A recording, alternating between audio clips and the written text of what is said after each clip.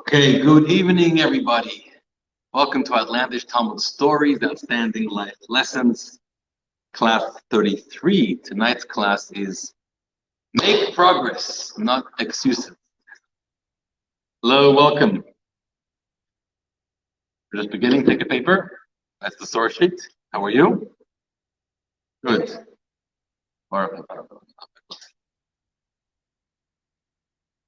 Yeah, sure.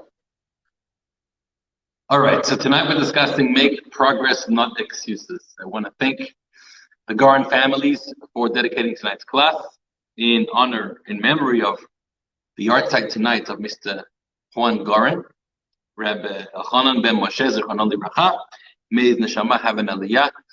Thank you to everyone who's been dedicating these classes. If you would like to dedicate a class, which helps us keep doing this, that would be much appreciated. Thank you very much. There's a link in the video description. The link to the class source sheet is also in the video description if you're joining us online. And we are ready to get started. Are you ready? Good. It's also for you. You can ask questions. You can talk if you want. Okay? So let me tell you the story about a little boy named James. This happened a little while ago. It was reported in the news. 11-year-old boy James, who made a very big and bold decision in his life. He's going to graduate high school. And you're going to ask, what's the big decision about graduating high school? Well, let's learn a little bit about James' background. James grew up in a rural, war-torn city in Uganda. And by the time he was 6 years old, he lost all of his family, parents and siblings to a disease. And he was raised by his grandmother. His grandmother barely made any money. She couldn't afford any school tuition. So really going to school, let alone finishing school, was out of the question. But when he was 11 years old, him and his grandmother made a decision. He's going to graduate school. How's he going to do that? So he drew up a plan. The first thing he needed was a goat. If he sold the goat, he'd make a few dollars. So his grandmother found the goat, which they sold. And with that money, he was able to buy a new pair of shoes, a new exchange of clothing, and a ticket for the 8-hour bus ride to the main town where he could attend school. Arriving to the town where he stayed with his aunt, now he had to get accepted into the school without a penny in his name. So he knew that he had to make it into the principal's office. And the only way to achieve that was to climb over a barbed wire fence and to avoid being detected by armed security guards around the school, which he did. And he made it to the principal's office and he showed how his dedication and yearning to join school and to succeed, he managed to convince the principal, and sure enough, he was accepted in the school. Today, this James is approximately 33 years old. He's earned 2 master's degrees. He's a very successful person, and he has a great job. I don't know if your lives can compare to, or our lives can compare to James, but I want you to think about James for a moment, because James is not the norm. Not the norm, not only because of his life circumstances, that of course, thank God, many of us don't have that challenge, but we'll face other challenges.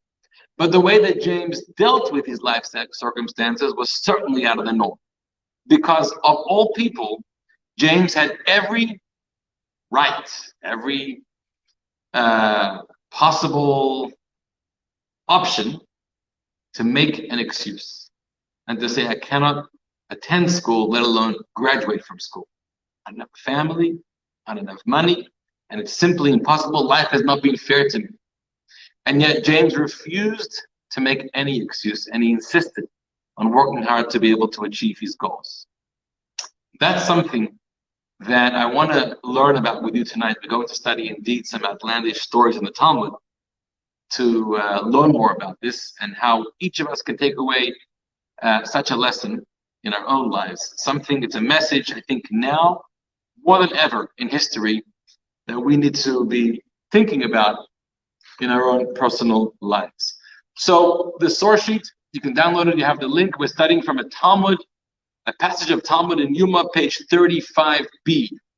In fact, we're going to be learning about 3 different stories in this text.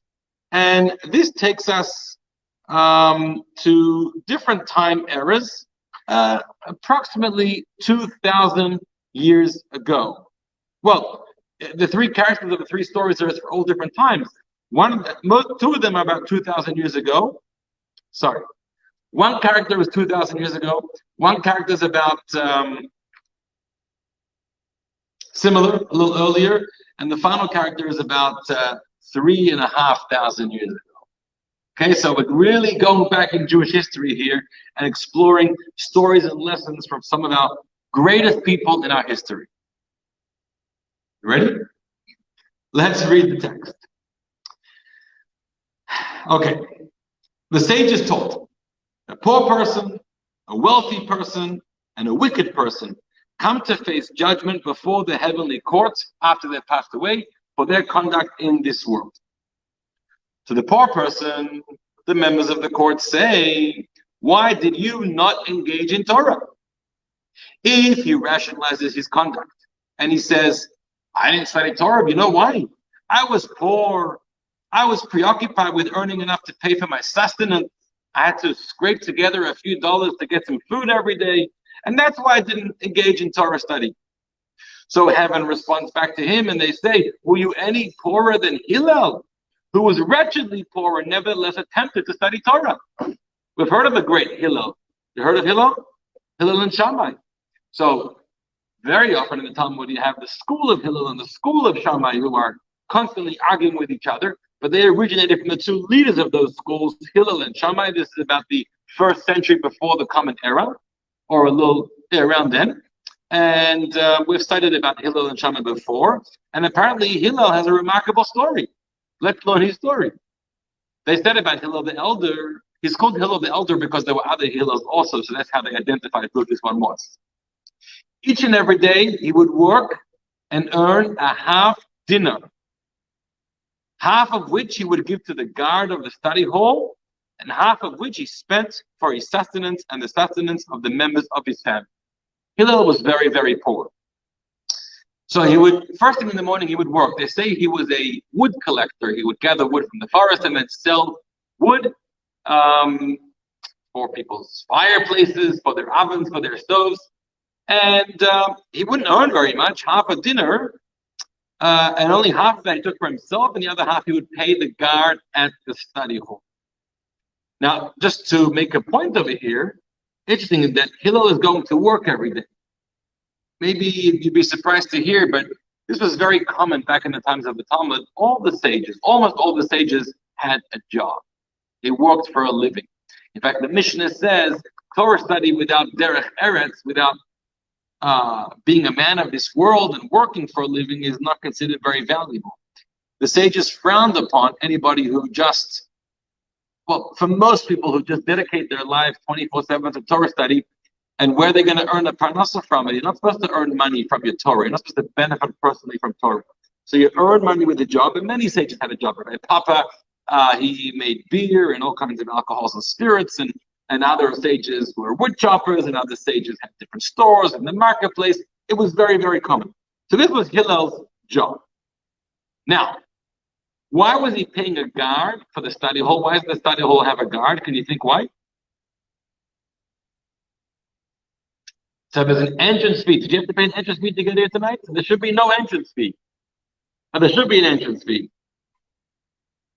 How are we going to keep the lights on? Very good. So there's different explanations for what the guard was doing there. One explanation, like you said, this guard was in charge of providing the candles, lighting the torches, keeping the place fueled with good coffee, good tea, etc. So it was his job to do that. Well, he collected money from the attendees. With that, he paid for it, and obviously probably took something for himself to live as well. That's one explanation. Another explanation is very often the study halls were open a whole night. And during the night, it's not the safest of times, so the guard was there stationed at nighttime to keep everybody there safe, just like our security guard outside right now. Another explanation is that the study hall may have been in a very remote location. Not in the center of town. So even if it wasn't nighttime, even if it was daytime, but those remote locations were not the safest places to be. So there was a guard making sure that everyone was safe. Finally, there's one other explanation about why this guard was there. So if you recall, many months ago, we actually studied this story. You hear it many months ago? So we studied the story. Rabbi Gamliel was the head of the yeshiva, and he had a very strict policy of which students can enter. It wasn't open for everybody. And you had to be what's called Toho Kabara. Your inside had to be like your outside, or your outside like your inside. You had to be 100% genuine person. If you were a little fake, if you were a little disingenuous, if you were a little putting on a show, but on the inside you weren't really there, you were not allowed entrance into the Bet Midrash. It was only for the elite students. Now we love the whole story. I think we love the story. There's a whole politics about the leader, Rabbi Gamliel. Eventually he was deposed, and another rabbi took over. And one of these first decisions was he opened the borders, he opened the doors. Anyone who wants to study Torah, whether you're 100% genuine or not, you're welcome to join us here. And it says that on that day they added either 400 or 700 tables to the study hall. Thousands of students were welcome that day that they weren't welcome earlier. So that was the guard. I guess the guard was more than just a security guard. He had to have a guard with very spiritual eyes to be able to look at the people's souls, to know if they were eligible of the caliber to be able to join the academy or not. In any event, that's what Hillel does. Every day he gives a little to the guard and a little to his family. You can imagine half a dinner. I don't think you can buy many supplies for your family, a bit of bread, a bit of salt, and I'm not sure what else. Well, one time he did not find employment to earn a wage, and the guard of the study hall did not allow him to enter.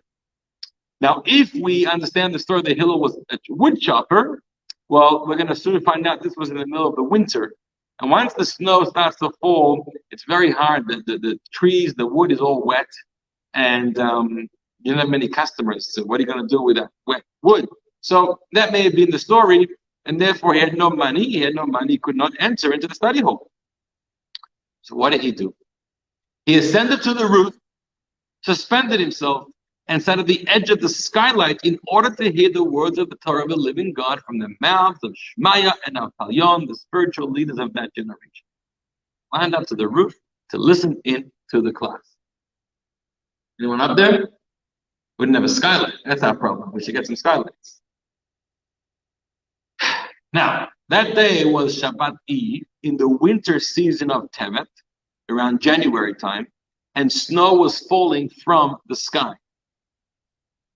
Now what happened? He's lying there on the skylight and snow is falling. When it was dawn, and as you can see, they're studying a whole night, by the way, which again is the same point we made earlier, and even Friday nights. They went home, they had the Shabbat meal, and then what do you do after your Shabbat meal? The couch, raise your feet, enjoy a good book, play a game, yeah? But some people run to the study hall to study Torah a whole night. Well, when it was dawn, it was morning time, Shmaya turns to Avtalyon and he says, Avtalyon, my dear brother, every day at this hour, the sun is rising, the study hall starts to get brighter from the skylight, but today it's still dark. Is it perhaps a cloudy day outside? Focus their eyes and they see the image of a man in the skylight. They ascended and found him, Hillel, covered with snow 3 cubits high, 3 amot. So an amot is about 48 centimeters from your elbow to the edge of your middle finger. That's the average of an average person. That's called a cubit. So what's that in inches? I'm not sure. It's about 18 inches. Huh? No. 48 centimeters, 18 inches. And 3 times that, about 6 feet high. Or about 4 or 5 feet high of snow. They extricated him from the snow. He must have been frostbitten or who knows what. And they washed him and they smeared him with oil to warm him up. And they set him opposite the bonfire to warm him. By the way, just interesting. So the other week was my grandfather's yahrzeit. He was a Holocaust survivor. And he actually was in the camp for a while. He broke out of the camp and he lived as a partisan with a group of friends in the forest for the next 3-4 years throughout the war years, evading the Germans. How do you survive in a forest for 4 years? It's very hard, especially the winter. So when it came to the winter months and a lot of snow in the Polish forest, I asked my grandfather, where'd you sleep? So he said, digging a hole to the bottom of the snow, 3, 4, 5 feet snow or more, digging a hole at the bottom is actually the warmest place. Contains the heat over there. But not when the snow starts to fall on you like Hillel, and then he's totally frostbitten. So once they warmed him up, they realized what he was there for. He wasn't allowed in because he didn't have any money. So they said, this man is worthy for us to desecrate Shabbat for him. Of course, we can desecrate Shabbat and bring him back to life. And it says, in fact, they gave him a lifetime membership for free to the Bet Midrash. Hillel could have made a few excuses in his life, right? He could have made a few excuses every single day, which he didn't. He supplied a bit for his family, a bit for the guard. That night that he had no money, he for sure could have supplied excuses. But he insisted, I have to go and hear Torah from Shmai and Avtalion. They're the great sages at the time, they were the leaders. And he was literally Moser Nefesh. He literally almost gave his life away to study Torah. Which, by the way, raises a big question. He literally was endangering himself. It was winter, to sit on top of the roof to study Torah. Are you allowed to endanger your life to study Torah? No, you're not. There's three things you can endanger your life for: not to transgress idolatry or murder or whatever. But for everything else, you're not allowed to endanger your life to study Torah. What right does he have to sit on the roof and get frostbitten and almost die? He's not allowed to do that. Now, instead, he has a great passion, a great love for Torah, but he's not allowed to. The Torah says you're not allowed to. So some of the commentaries are right. If you notice, there's two strange things in the language of the Talmud. One strange expression is it says that snow was falling from the sky. Really? And where does the snow fall from? From the sky. Like, where should it come from? A snowblower. And then, during dawn time, when it's getting still dark, a Shemaiah says to Avtalion, is it a cloudy day today? What do you mean, is it a cloudy day today? It's winter, it's January. So the commentaries write that actually at that time the weather was more moderate and there was no expected forecast of snow, which explains why Hillel allowed himself to sit on the roof. He wasn't expecting snow. He looked at his app on the phone 2,000 years ago. There was no snow forecast. And it just, from the sky, meaning from out of nowhere, unexpectedly, the snow fell. And that's why Shmai was also surprised. He says, is it cloudy outside? We didn't hear that there's going to be any snowfall. What's going on? Why is it so dark? Now, just another cute, I call it cute explanation. Some people are very into like gematria. You know what gematria is? The numerical values. You're into gematria? All right, so then here's one for you.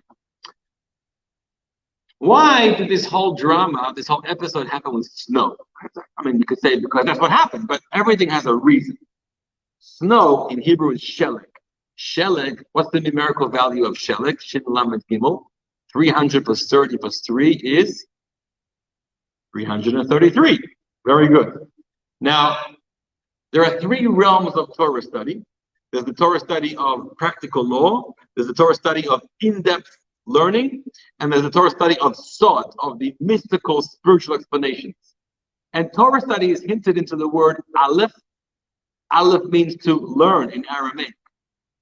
First letter Aleph, right, is to learn.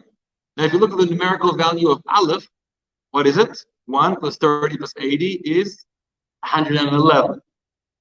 So there's three of them, 111, plus for each of the three kinds of learnings. So Hillel was so committed to his teachers, Shmai and Avtalion, he wanted to learn everything from them. He learned practical law from them, he learned in-depth Torah study, and he learned the spiritual explanations. 3 Alephs, 111 plus 111 plus 111 equals 333. So now we get into the 333, the snow all of a sudden is covering him, which reflects his desire of how much Torah he wants to be studying from his teachers. In the end, how much snow was gathered upon him? We said 3 cubits. Every cubit, this is Talmudic measurements, every cubit is made up of 6 tefach. Every amma, a cubit, is 6 tefach. A tefach is a fist. If you do 6 fists, you get an amma. So in 3 amma, 3 cubits, you have 18 tefachim. 18 is chai, 18 is life. Even though he was pounded upon with his 3 ammot, 18 tefach of snow, but his life was not in danger, and actually he had the miracle of life bestowed upon him from Hashem, I guess in reward for his great desire to study Torah. All right? Good? That's story number one. Story number two. That's if you're a poor person. You have no excuse. You're poorer than Hillel, and he studied Torah, so why couldn't you study Torah? Now, story number two. A wealthy person comes to the heavenly court, and the members of the court, after he passes away, they ask him, and why did you not engage in Torah? Well, if he says, I was too wealthy and preoccupied with managing my estate, my possessions, so we say to him, were you wealthier than Rabbi Eliezer, who was exceedingly wealthy, and he still managed to study Torah? What's the story of Rabbi Eliezer? They said about Rabbi Eliezer, Ben Hassam, the son of Hassam, that by the way, he was a Kohen, not just a Kohen, but also a Kohen Gadol, a high priest, which may be the reason why this story is being brought here in the Talmud. These three stories, why are they being brought here in the Talmud? So it's a lot of discussion. But previously on the same page, Yuma 35b, the whole tractate of Yuma is talking about the festival of Yom Kippur and the service of the high priest in the temple. And in this page, it's talking about the garments of the high priest. There was a minimum required garment that the Torah describes that the high priest had to wear. What if the high priest wanted to wear fancier garments? He didn't want he wanted a big branding garment. So the Talmud says, within parameters, you're allowed to, and it brings some examples. As long as it's paid out of your own pocket. You can't charge the temple funds for your fancy clothes. So it says, Eliezer ben Harsam's mother, actually what she once did, she once made for him these exquisite clothing, high priest clothing for Yom Kippur, made out of the finest linens. But in the end, the sages did not let him wear it. Why? Apparently it was a kind of linen, a kind of material that was a little bit too see-through. And so when he put them on, you could see his body. And then the Gemara asked, how could it be? How could you see his body? It's not true, because every thread had to be woven from 6 threads. So anyhow, to be a kosher garment had to be so thick. So the Gemara answers, maybe it was a little too tight and it showed the contours of his body. I mean, nowadays, for some reason, this has become more popular clothing, but it's not appropriate. And so he was not allowed to wear the fancy clothing that his mother made for him because it just wasn't appropriate. So now we're talking about this guy. His father was a very wealthy man, left him an inheritance of 1,000 villages of land and corresponding to them, 1,000 ships at sea. Could you imagine how wealthy you are if you owned 1,000 villages and 1,000 ships? Very, right? Elon Musk and Jeff Bezos just have to get worried about that. But what did he do? Each and every day, he took a leather jug of flour on his shoulder, and he walked from city to city and from state to state to study Torah from the Torah scrolls in each of those places. He could have lived like a king. He could have lived in a palace. He had a staff of thousands of people working for him. He could have been involved in the business. Who knows what? But he chose instead, you guys take care of the business, and I'm going to the study halls from day to day, bringing my little lunchbox with me, and I'm dedicating my life to study Torah. In fact, look what happened. One time, he was passing through the villages in his estate. Right? There were many villages in his own, he owned all these villages. And the servants found him. Now, if you were living in that village, you were an employee of this company. Right? Everyone, because this company hired everyone living there. So here's a guy living there. It's him. He happens to be the owner, but they don't know that for some reason. And they see him walking around. They did not recognize him. They thought he's a resident of the town. And they pressed him into service for the master of the estate. They asked him, what are you doing over here? You should be at work. You should be in the office. You should be doing something. Why are you just roaming around? He's the boss, right? So he said to them, I beseech you, let me be. I don't want to work. I want to go study Torah. They said, we swear by the life of Rabbi Eliezer ben Hassam, the owner of this company, happens to be you, that we're not going to let this happen. We're going to report this back to the authorities. I imagine they did report it, but nothing ever happened, right? And the Gemara comments, in all his days, he never went and saw all his possessions and his property. Rather, he would sit and engage in the study of Torah all day and all night. Pretty amazing. You could be worth billions of dollars, have the whole world at your fingertips, and have zero interest. He never once visited a property, not one of his ships. He never once enjoyed any delight from that money. He spent his entire life in the study halls of Torah, day and night. So we told the wealthy person you couldn't study because you were too busy. Rabbi Eliezer and Hassam could have been a lot busier than you, but he chose not to. He made that choice. So I've studied the poor person, the wealthy person. Now one final person. If a wicked man comes to judgment, and after he passes away, the members of the heavenly court say to him, why did you not engage in Torah? So he may say, I was handsome, I was preoccupied with my evil inclination, I had so many distractions. If it's a male, he would say all the women wanted me. If it's a woman, she would say all the men wanted me. I was being drawn from party to party, from nightclub to nightclub. I was being sent text messages and fan mail and Instagram stories and getting thousands and millions of views. You think I had time to study Torah? I had many temptations. I was living the high life. Say to him, were you any more handsome than Joseph? Joseph, the son of Jacob, Joseph in the Torah. Yosef HaTzadik. What happened about him? He was known to be very handsome. The Torah tells us that he used to put a lot of effort into his looks. He used to comb his hair, he used to wear nice clothing. His father gave him a very nice cloak. We know that he was, at 17 years old, he was sold out by his brothers and then captured and then sold to the Midianites and then to the Egyptians, and then he was working for the house of Potiphar. And Potiphar's wife took a liking to him. So they said about Joseph the righteous, each and every day, the wife of Potiphar seduced him with words. He was the servant in the home, but she tried to seduce him all the time. Think about it, a 17-year-old boy, your family thinks you're dead. You've been sold out by your family. No one knows you're even alive. Nobody even likes you anymore. You didn't have a family member in the world. You didn't have a friend in the world. You're 17 years old. You are of the age where everything inside of you is going wild. And now you're a servant in a foreign land. No one knows you're alive. And what chance do you have at life? And your owner's wife, the boss's wife, and this boss was a very high prominent member in Pharaoh's administration, and she's trying to seduce him, and maybe she has a way to help him in life. In addition, the clothes that she wore to entice him in the morning, she did not wear to entice him in the evening. What does that mean? Two explanations. One explanation is that she was constantly changing clothing. She never wore the same thing twice. You're laughing, right? She wore one garment in the morning and one garment at night, and he never saw that garment again. She always bought a new dress for him to see. That's one explanation. Another explanation is that during the day her husband went out to work, so she put on fancy clothing for him. Only the servant was home. In the evening, when the husband was coming home, she took off the fancy clothing and wore regular clothing, for her husband did not deserve her beauty. But for Yosef, she was trying to seduce with beauty. Must have had a great marriage, right?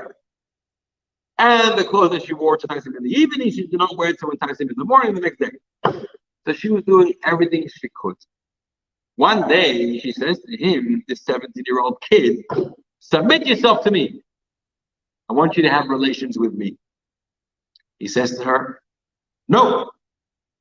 She says, I will incarcerate you in prison.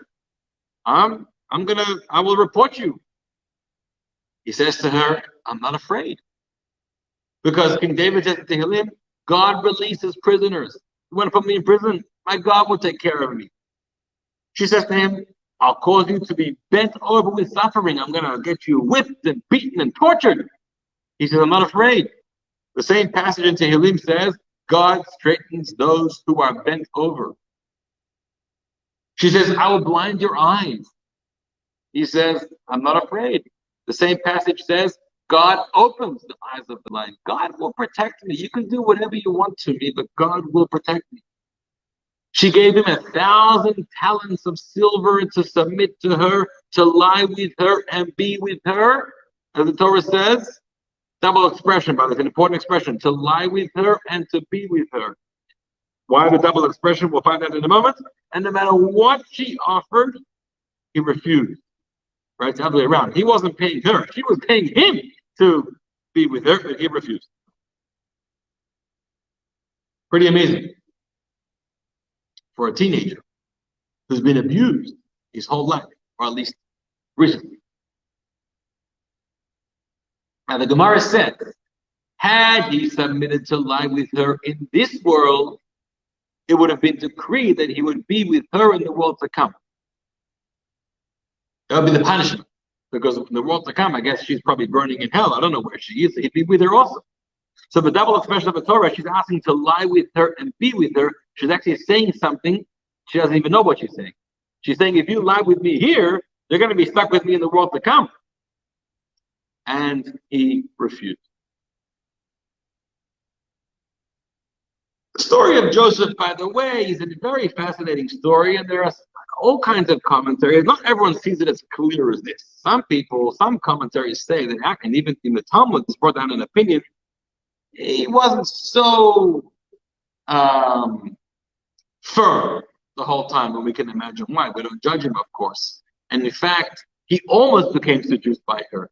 And the commentaries say at the moment where he almost was becoming seduced by her, all of a sudden he had this mental epiphany, this visual image of his father came into his mind, his Yaakov Avinu, and he realized, oh my gosh, my father is Jacob, and I'm the next generation of the Jewish people. And he realized who he is and who he comes from and the family he's from. And now I'm going to go and commit this act of sin, this wife, Egyptian woman. So that saves him. There's another explanation in those words. The Hebrew says, Ra'ah demut yokno shel aviv, which literally means he saw the image of his father. And that saved him. But if you look at the words more literally, it says, Ra'ah demut yokno, he saw his own image, shel aviv, that his father had of him. You know what that means? Joseph said, I know who I am. I'm 17. I'm totally on the other side of the planet. I've fallen off the world, fallen off the map. No one knows I'm alive. My brothers sold me out. No one cares about me. I have no future. I'm a nobody. I'm of no value to this world anymore. What? Why not? Why shouldn't I do this? However, that's how he thought about himself. He thought of no value. He thought he was worthless. But then he has an image of how his father thinks of him. How does Yaakov Avinu, our patriarch, think about his own son, one of the 12 tribes? Tzaddik, a righteous person, a holy person. Yaakov knows what he's truly capable of. Yaakov knows that Yosef is capable to be the great tzaddik which he ends up being. He's a father who gave confidence and strength to his child and allowed and caused his child to believe in himself. That's an amazing parent. Where a child feels like I have nothing to believe in myself for. He feels worthless, of no value. But there's this constant message from the parent telling the child, no, you are important. You're valuable, you're very necessary, and you can do incredible things. We believe in you. So his father believed in him more than he believed in himself. And it's that image of himself through the eyes of his father that saved him. He said, well, my father expects this or believes this in me, maybe there's something to it. Which teaches you how a parent believes in a child, or how a teacher believes in a student, can literally save a child and save a student. That's why a child needs a parent. Or a teacher needs a good student. Or a student needs a good teacher, sorry. Very powerful idea. But the Torah says, the Torah says that Yosef refused. She grabbed him, and he refused, and he ran away. There's a beautiful teaching from the Torah-Rabbi, the Chidush Harim, the first Torah-Rabbi, his name is Yitzchak Meir Alter. He says something very beautiful, which is a good life lesson. If you look at the note of the Torah, it's called in Yiddish the drop, the note where we sing the Torah, on the word Vayima'in, there's a note there that only appears 4 times in the whole Torah. Most notes are very common, but there's a note called Shalsheles. Shalsheles is drawn like a zigzag, and it's a very big note. The reason why it's like a zigzag is that's how you sing it. It goes like this. Well, I'll sing it on the word Vayima'en. Vayima'en, he refused, and the refuse was done with a big note Actually, no, I'm making a mistake, I think. It doesn't have that note. Something else. Sorry. After the word Vayimain, there's what's called a psik. A psik means a line, which means pause, and then you continue the rest of the sentence. Now, if you read the sentence in the Torah, there's no reason to pause. Vayimain is part of that sentence. He refused and he ran away. But the Torah says the way you should read it is he refused, stop, and then continue. Why the pause? So the Rebbe explains, when you have a challenge, when you have a test, a desire, a temptation, whatever it could be, whatever you're dealing with in life, and you know that it's the wrong thing, you know it's unhealthy, you know it's not good for you, you know it's going to cause trouble, you know you're not going to feel good later about it, you know you're going to regret, you know you're going to be in a bad mood, you know all the consequences, but still it's much stronger than all the things you know. So how should you deal with that? The mistake would be to try to argue with it, fight with it, rationalize with it. Yes, no, but don't do it because it's not healthy for you. Don't do it because it's bad for you. Don't do it because you're not going to feel good after. That's the mistake. Why? Because no matter what rationale you'll ever provide, the Yetzer Hara is stronger than any rationale. Yetzer Hara knows how to say, I know it's not healthy. I know it's not good. I know you're not going to feel good about it after. I know you're going to regret it. I know you're going to feel like a piece of garbage after. But still, it's a moment of joy. It's a moment of pleasure. Just do it. You only live once. Yetzer Hara is very clever. See, if we try to reason, it's never going to work. How do you overcome the Yetzer Hara? The word Vayimain, it's a refusal. Pause. Just an absolute refusal. No reasons. No explanation. No reason, no rationale, no arguing, no fighting, just no. But why? No. But really? No. But don't you? No. No, no, no. That's the only language that can work to defeat the Yetzer Hara. Later, after the pause, we can get into why yes, why no, pros, cons, explanations. But at the moment of passion, at the moment of a heated desire, you have a choice to make, yes or no. And if you start to rationalize and explain, you'll never work. The only way is to hold your ground and just to give an insistent no, no, no.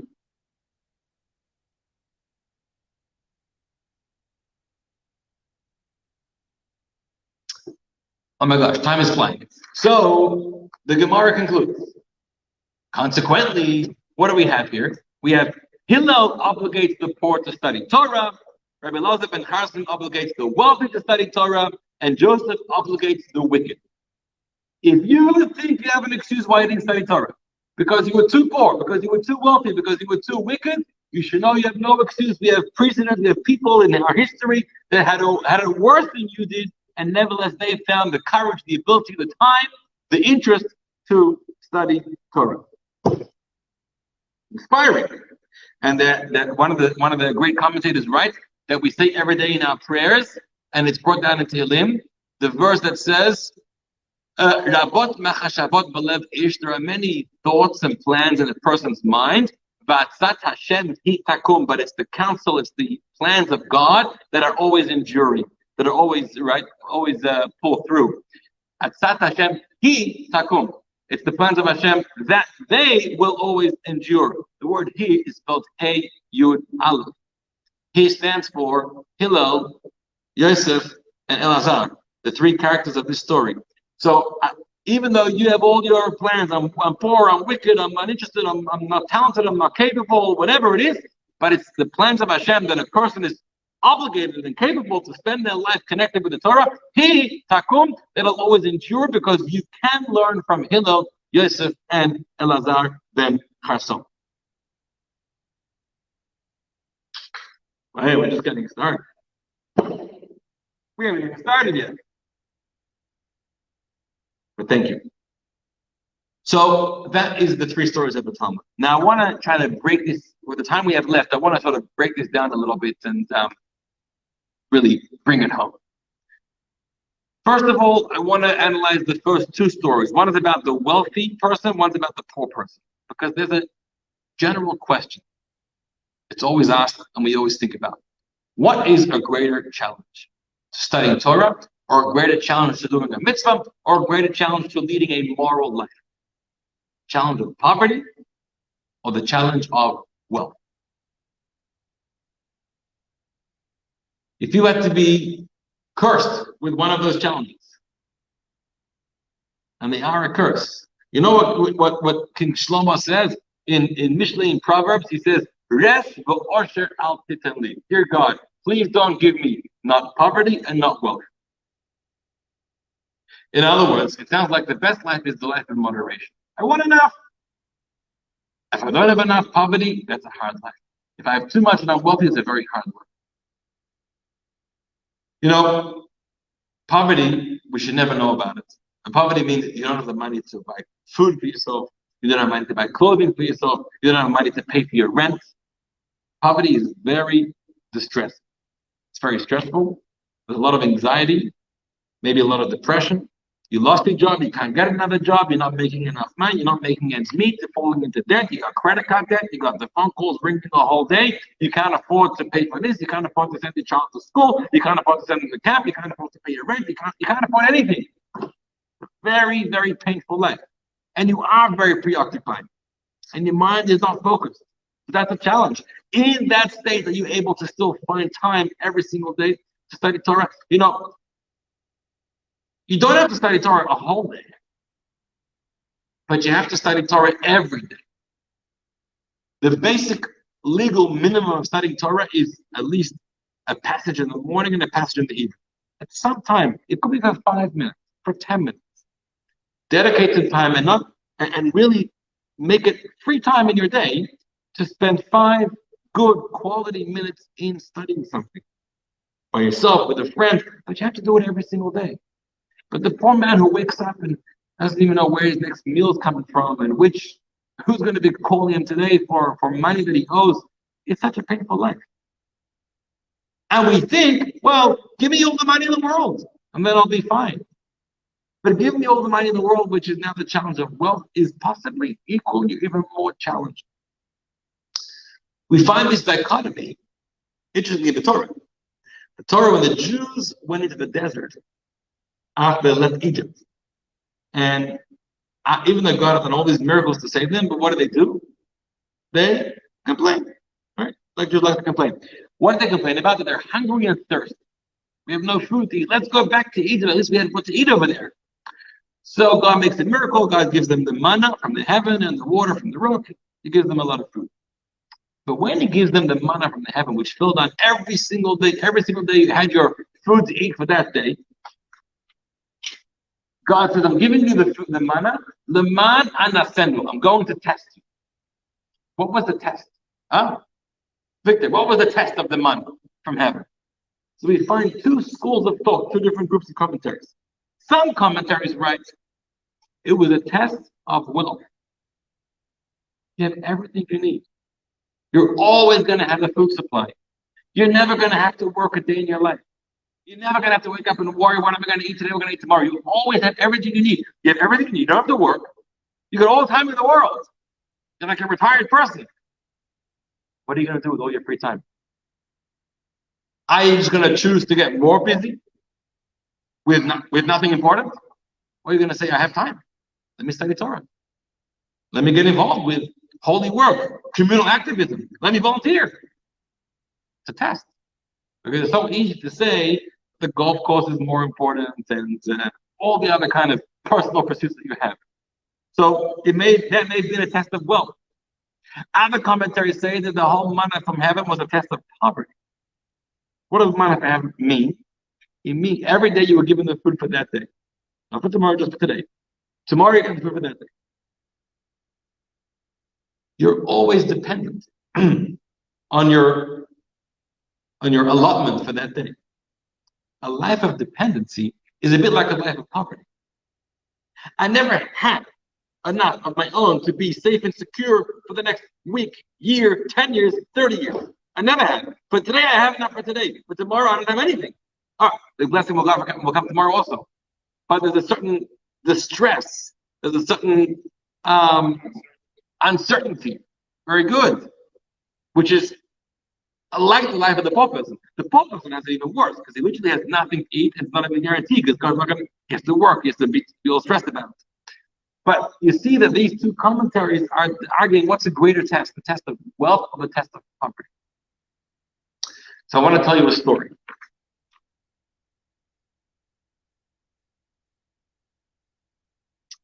The great Hassam Sauter, Moshe Sauter, from 500 years ago, very great rabbi. He once was staying in a house when he was traveling. It was a member of the great Rothschild family. The man was a very wealthy person, beautiful home, but he was a very pious person. He was committed to the Torah. He's hosting this great rabbi in his house, so he asks him, comment 1 second. I think that the Siddur is a great source for daily learning. Very good points. Yes, if you pay attention to the text of the Siddur, and actually a lot of the prayers before we start, the morning prayers are actually Torah texts, and they're designed that we recite them and study them to be part of the daily Torah study. Very good. So anyhow, this Hassam Sauter is in the home of the very wealthy Rothschild person. And he has the opportunity to talk with the great rabbi. So he asks him, dear rabbi, I have a question for you. You'll be staying in my house for a couple of days. I just want to make sure, is everything in my house in accordance with the Torah? Am I doing things right? Or should I be correcting something because I want to do things right? So the Hassam Sauter tells him, actually, now that you asked me, I was going to tell you, but I'll tell you now. Nothing in this house is according to the Torah. Everything in this house is against the Torah. So this wealthy man who was a pious person, he was losing it.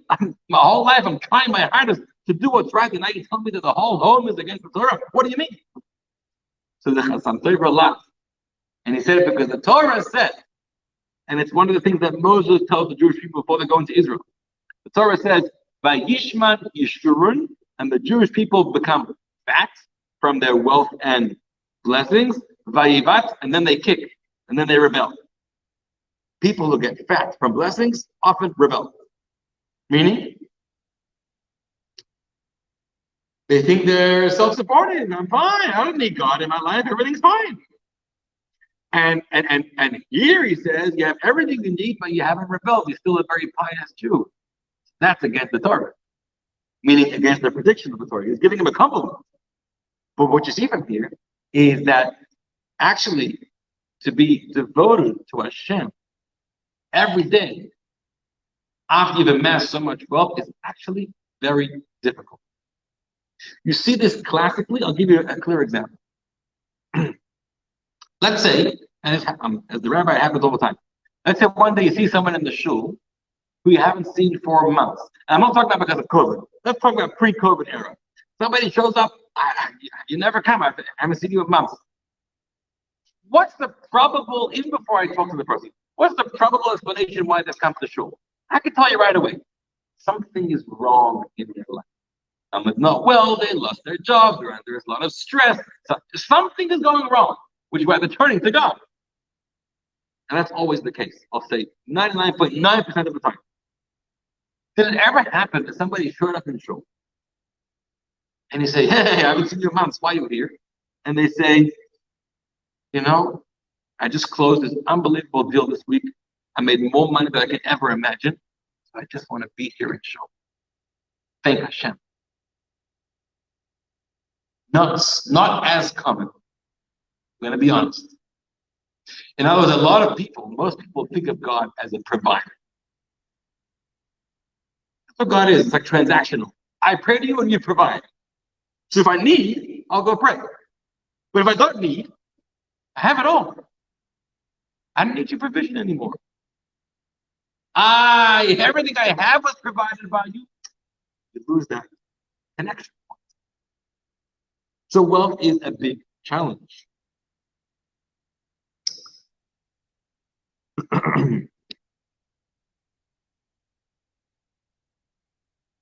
They say a story of a great Rebbe. His name is Menachem Mendel of Kotsk. Kotzker Rebbe. Kotsk was renowned for a path of serving Hashem with a lot of truth and honesty. No bluff. Absolute genuineness. When he was a young child, he was studying in school. And he was studying the passage that talks about when God gave the Jewish people a portion of manna every single day. That's what they ate at the desert. Now, the Torah says you got exactly what you needed. You didn't get grain more or grain less, whatever you needed, and that was your food supply for the day. Everyone got the same thing, what they needed. So this young boy raised his hand, and he asked the teacher a question, and the teacher had no answer. And the truth is, I don't have an answer. And I'm throwing it to you. It's an unbelievable question. You ready for the question? Project-Rabbi asked if everybody every day was given exactly what they need. How did anybody fulfill the mitzvah of tzedakah, of charity? Number one, I don't have anything extra to give to you. Number two, you're not missing out on anything. You don't need my tzedakah. That was his question. And the teacher was baffled, couldn't answer. Now, I want to just give a little commentary to this, what I think. I don't think he was asking like a technical legal question. One question you can ask is, there's a law, you have to give tzedakah. How did they fulfill the law? I think it was a much deeper question. More than the law, giving tzedakah, giving charity, helping out someone else, beyond fulfilling the law, actually defines you as a mensch, as a dignified person. Whereas if you just hold everything to yourself and you don't share and give to someone else, you are not a dignified person. Your life is of very little value. Your life receives value when your life is about much more than just yourself. Your life receives value when your life is about having another person in your life, thinking about something larger. So giving charity is more than just actually a mitzvah, it's actually what gives value to your life.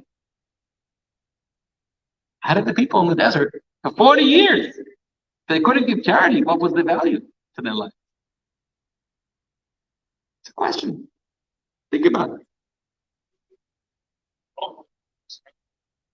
So they actually gave, all right. So of course, I mean, there are a number of answers. I think, first of all, this is talking about food, but there was, so they gave away precious gems and materials to the Mishkan, to the tabernacle, to build the tabernacle.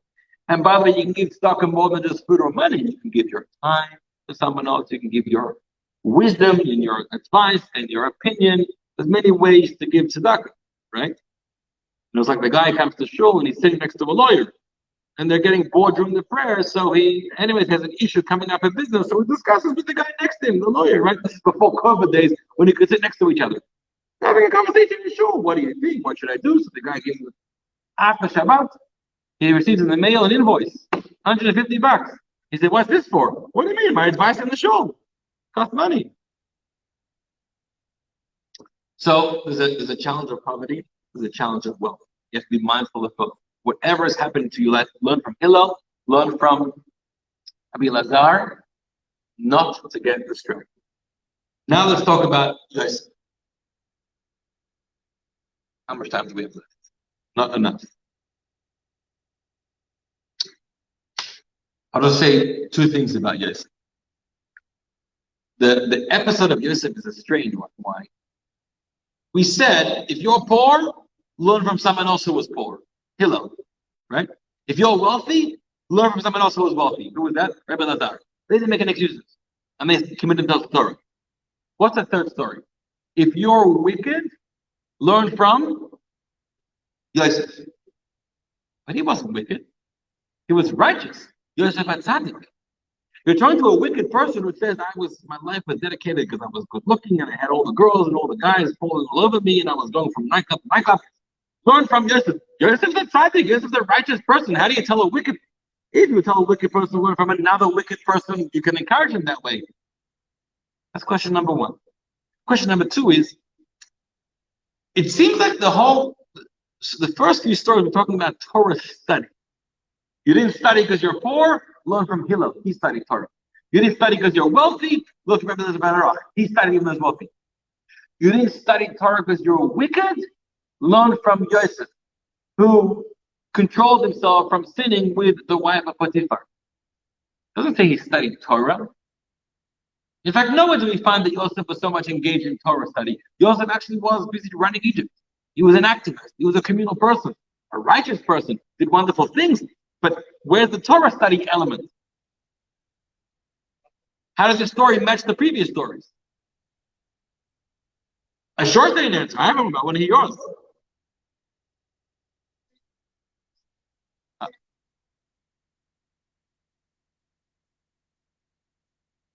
And Yosef saw himself as a Torah.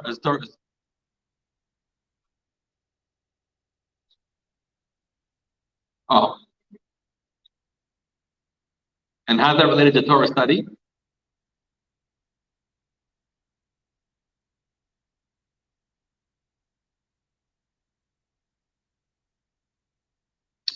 So I think I'm going to jump onto what you're saying and just add a little bit to it, okay?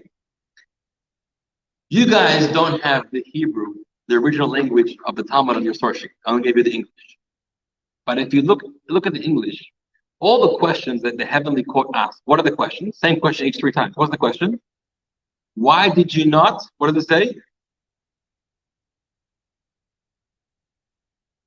Why did you not engage in Torah? Why the word engage? Why did you not study Torah? What do you mean engage? You study Torah. So it's taken from the Hebrew. The Hebrew is also a little bit of a strange language. Let me just read the comment here from Benny. Joseph was arrogant and full of himself until he got into Egypt. There, he transformed himself. Okay, so Benny suggesting Joseph was wicked, at least for a certain amount of time. He was arrogant and full of himself, and then he went through a transformation. Very interesting point, Benny. I'm sure there's something to that. And yes, a wicked person can learn from that. But now I want to take it a little bit further to clarify this whole story. The Hebrew is not why didn't you study Torah? It doesn't say that in the Hebrew. You should have said that, but it doesn't say that. It says Torah. Why didn't you esek? Esek is like engage, preoccupy yourself, which is a strange word to talk about Torah. Torah you study, right? Esek, the word esek is often the word for business. Esek is something you're preoccupied in. So esek is a business. An askan is a businessman. And here we're applying this word to Torah. Why did we not esek in Torah? You know what the answer is? The mitzvah is much more than studying Torah. There's a lot of people who study a lot of Torah, but they're not asek. They're not osek by Torah. They're not engaged with Torah. In the blessings in the morning, there's the Torah blessing. So there's 2 versions. One version is if you thank Hashem, al divrei Torah or al limud Torah. So there's one blessing. One version in some sidurim, some prayer books is about Torah learning. But there's another version in some prayer books that says la'asok b'divrei Torah, not to study Torah. I'm blessing Hashem to be engaged and immersed with Torah. Torah is much more than a subject. We don't aspire to study Torah. We aspire to love Torah and live with Torah. You ever saw somebody in the shul, again, pre-COVID days, the Torah comes out, and what do you do with the Torah after it comes out? Give it a hug. Give it a kiss. What a strange thing. Kiss. Just think about it. I mean, we grew up like this, but what did you kiss the Torah? That's strange. Open it up. Read it. Study. It's interesting. It's intellectual. What are you kissing? And it's an old Jewish custom. And the answer is we don't just study Torah. We do kiss Torah. Torah is not just an occupation of the mind. Torah is equally, or if not more so, an occupation of the heart. Shem said, I don't want you just to study my Torah, to be the student in an abstract way, sit back, study, and then walk. No. Torah has to be a force that transforms your life. You become a Torah person. Like a Torah Jew. What does it mean? Because I studied a lot of Torah. I know a lot of Torah. It's much more than wisdom. You have to fall in love with Torah. Like your own child, like your own parent, like a loved one. I know them. I don't know your child. You much more than that. You have to know them, of course. You have to talk to them. You have to get to know them. Very, very important. You can't be one with them. You can't love them if you don't know them. It's also very important. You can't love something you don't know. You also can't love the Torah if you don't know the Torah. So you have to know it. You have to study it. But the question here is more about learning. It's about esek. It's about engagement. If you look at Yosef's life, even though there's no clear reference, he spent time studying Torah. But the whole story of Yosef is somebody who is in love with Torah. A person who can survive what he survived and remain a moral beacon of light and of holiness and of godliness in Egypt, captured away from his family, is only a person who is in love with Hashem and in love with the Torah. That's his whole story. So that's what we're telling the person. No, why don't you study Torah? Why aren't you immersed in Torah life? And learn from Yosef. Yosef was not wicked. We're not focusing, this is very important. When somebody is wicked, what does it mean? We're saying, you lived a wicked life. Look how immoral your behavior was. You were just caught up with all kinds of sin and inappropriate behavior. That's not the question. Let's go a little deeper. And why were you involved with all that kinds of behavior? Because you have a fiery, burning yitzhara. You have this passion inside of you. It's full of temptation, full of desire. I'm feeling it. I got this thing beating inside my heart to eat this and to do this and to be with this person. It's a burning desire. The mistake people sometimes make is, if I have those inappropriate temptations or desires, then I'm a bad person. I call myself a rasha, a wicked person. And we did. That's your mistake.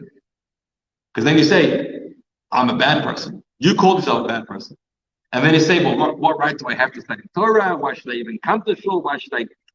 I'm an impure person. I'm filled with impure thoughts. It's inappropriate for me to even get close to the Torah. That's all your mistake. You told that whole story to yourself. Learn from Yosef. Who was Yosef? Yosef had a burning heart also. Yosef was a 17-year-old boy. His hormones were flying. He could have done anything and no one would have known. He had the chance of a lifetime to be with the wife of Potiphar. You think he didn't have a burning heart? He did have a burning heart. But he said, but I'm not a bad person. I can't control that. Hashem gave it to me. But I can control my behavior. And I can choose to refuse. Which is what he did. So we tell a person, tell yourself, do not translate inappropriate desires and a lot of things going on with your heart and temptations. Don't translate that into, I'm a rasha, I'm a bad person. No, you're not. You are a human being. God created you that way. Learn, however, to control. And you can learn to control from Yosef. And then you're not a bad person. Then you could be a tzaddik, a righteous person, even with all that stuff going on inside your heart. So in conclusion, let me conclude here and then it's your turn. Sorry. We all fall trap to making a lot of excuses in life. Right? What's my excuse? I didn't have any time. I'm not so capable, I'm not so talented. I'm not the right guy. Hey, it's not for me. I'm too preoccupied. My wife, my husband, my kids, my job. A million excuses. Right? Why do we make excuses? So psychologists talk about it a lot. There are all kinds of reasons why you make excuses. I have a list here of 5 reasons why somebody might make an excuse in life. Maybe it's made out of fear, right? Fear of the unknown, or fear of failure, or fear of making a mistake. Somebody says, come do something, and you make an excuse. No, you don't show up to the meeting. You don't show up to the job interview. Why? You had an opportunity. I wasn't feeling good today. What happened? You were just afraid.